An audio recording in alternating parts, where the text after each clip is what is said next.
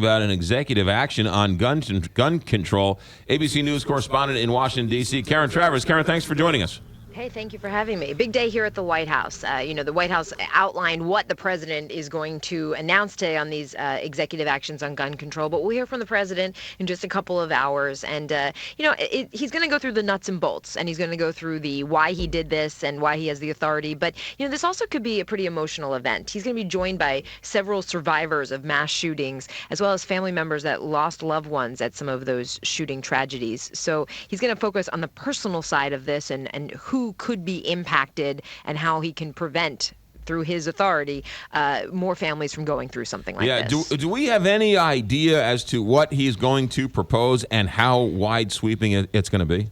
So it's more narrow than I think was expected when the president first said after the shooting at the Oregon Community College that he was tasking his legal team to come up with ways that he could take action on gun control without going to Capitol Hill, without involving Congress and the usual legislative process.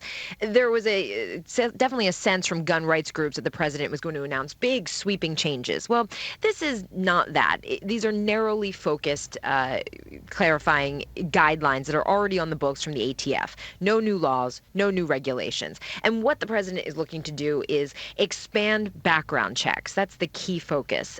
Right now, only federally licensed gun dealers are required to conduct background checks on their buyers. This expands who is considered a federally licensed gun dealer. If you sell at gun shows, if you sell on the internet, you're going to have to get a license. And one thing I think it's interesting to note, though, is that leads you to the question of, well, how many people are impacted by this? Who's affected by this? The administration couldn't give an estimate on how many sellers now would be impacted by having to get that license and how many additional background checks will now be conducted. And I think those are two very big issues that hopefully maybe we'll get some details from the president on that today, but that certainly will indicate the scope of these executive actions. Those things you're talking about is closing the gun show loophole, right, in which Speaker Paul Ryan has been in favor of in the past. Now, Yes. Now not so much. Right. And, certainly the reaction yesterday from him was saying that this is an overreach of the president's authority. You're hearing a lot of Republicans on Capitol Hill saying that, some going as far as saying that they would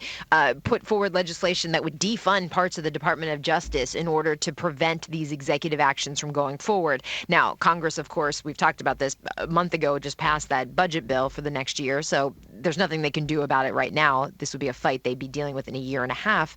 But certainly I think you'd see some court challenges to this, as we did with the president's executive actions on immigration reform. And that's still going through the court system. That's probably going to outlast the president's term in office.